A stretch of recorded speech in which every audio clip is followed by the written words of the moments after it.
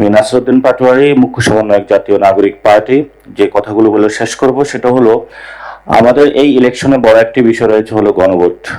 গণভোট কি প্রক্রিয়া হবে, কিভাবে আপনারা এটা বাস্তবায়ন করবেন, এই সুনির্দিষ্ট নীতিমালা আমরা কবে পাবো, কবে আমরা প্রচারণা করতে পারবো, সেই বিষয়ে আপনারা আজকে আমাদের একটু জানাবেন এবং আপনাদের থেকে জেনে আমরা হয়তো ওই বিষয়ে আমরাও কিছু কোলাবোরেশন কাজ করতে পারবো বলে আশা করি। বিকজ দ্যাট এটা অনেক দিন পরে বাংলাদেশে হচ্ছে এবং আপনাদের এই সিস্টেম কতটুকু ডেভেলপ করা আছে সেটা নিয়েও আমরা সন্দিহান রয়েছি। সো আপনাদের যদি কোনো সাজেশন পলিটিক্যাল দলগুলোর থেকে প্রয়োজন আপনারা আজকে চাইতে পারেন, আমরা এইটাতে অপারেশন করতে রাজি আছি। তবে সামগ্রিকভাবে আপনারা অনেকগুলো নীতিমালা তৈরি করেছেন, এটি বাংলাদেশের সুষ্ঠু ইলেকশন দিতে যাচ্ছেন।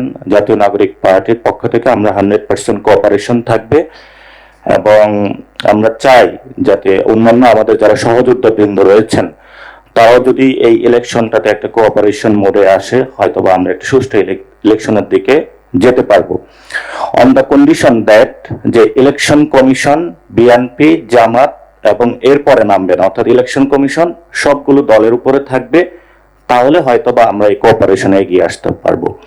যদি ইলেকশন কমিশন তার স্বতন্ত্র স্বকীয় যে সত্তা রয়েছে সেই জায়গাটা যদি বজায় রাখতে পারে এবং যদি তার ওটটা সংবিধানের কাছে হয়, কোনো রাজনৈতিক দলের কাছে না হয়, তাহলে আমরা 100% ইলেকশন কমিশনের যে কোঅপারেশন চাইবে সেগুলো আমরা দেব এবং ইলেকশন কমিশন যেভাবে হলে এই ইলেকশনকে দিক নির্দেশনা দিবে আমরা সেভাবে মেনে চলার চেষ্টা করব।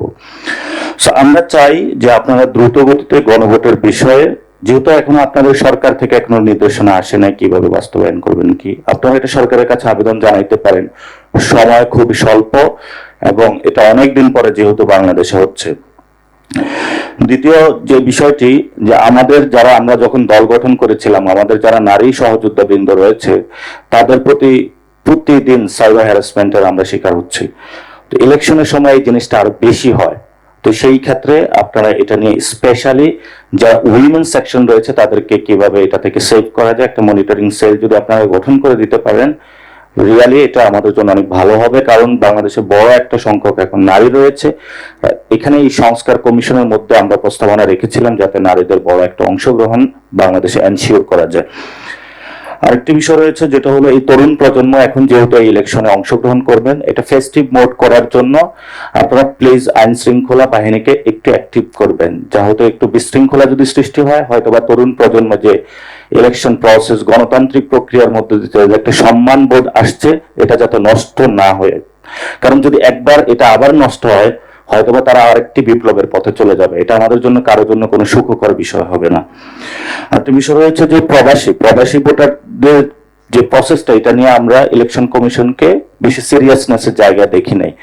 কারণ আপনারা এখন যে প্রসেসগুলোতে যাচ্ছেন একটা টাইম, লিমিটেড টাইম দিয়েছেন, আমরা বলেছি যে এটা লিমিটেড টাইম না করে একটু বৃদ্ধি করার জন্য বা প্রসেসগুলো অনেক আগে চালু করার জন্য যদি এটা করতে পারতেন তাহলে হয়তো বা প্রবাসী ভোটারদের টার্ন বা আউটটা রেশিওটা অনেক বেশি পড়তো। এখন টার্ন আউটটা অনেক কম হবে, পরে আপনারা বলবেন যে প্রবাসী ভোটার বেশি পড়ে না, আমরা এটার পিছনে টাইম ওয়েস্ট করতে চাই না। তো প্রবাসী যারা ভোটার ডায়াসপোরাতে রয়েছে তারা আমাদেরকে অনেক বেশি কনসার্ন জানিয়েছে।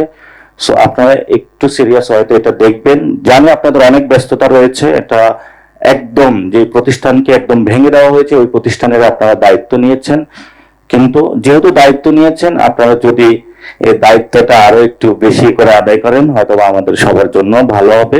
পরিশেষে বলবো, প্রতীকটা কিন্তু একজনের পরিচয়। সো কেউ যদি নিজের শরীর আছে অন্যের প্যান্ট জামা পরে আসলে ইলেকশনে যান, এটা আসলে যে ওই মুখটা দেখে চেনা যাবে আপনি কে।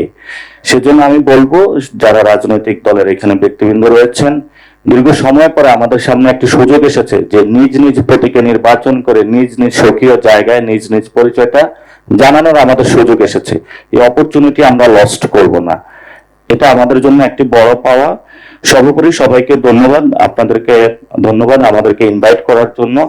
আজকে একটি সুন্দর আলোচনা হয়েছে এবং আমরা আশা করব যে আপনারা প্রত্যেকটা রাজনৈতিক দলের জন্য একজন অফিসারকে একটু ট্যাগ করে দিবেন। অর্থাৎ আমরা যদি একজন ব্যক্তিকে অথবা যে কোনো একজনকে বারবার কোনো কিছু পাঠাতে হয় তাহলে এটা আমাদের জন্য প্রবলেমেটিক, আপনাদের জন্য প্রবলেমেটিক।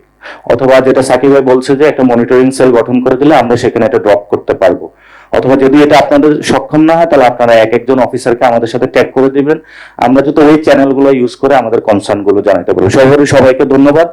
সহযোদ্ধা বৃন্দ যারা আজকে এখানে রয়েছেন সবাইকে ধন্যবাদ। আর আরেকটি বিষয় যেটা হলো আমাদের সিরিয়াস কনসার্নের জায়গা, এটা আমরা অনেক আগেও আপনাদেরকে জানিয়েছিলাম।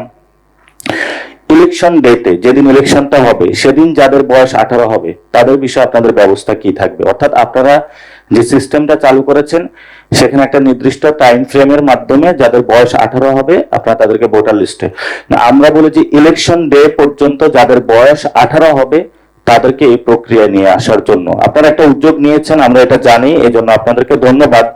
কিন্তু যেই দিন ইলেকশন হবে একজন ব্যক্তির ওই দিন হলো 18 বছর বয়স, আপনি তাকে ভোটদান থেকে তার অধিকার থেকে আপনি তাকে ডিপ্রাইভ করলেন।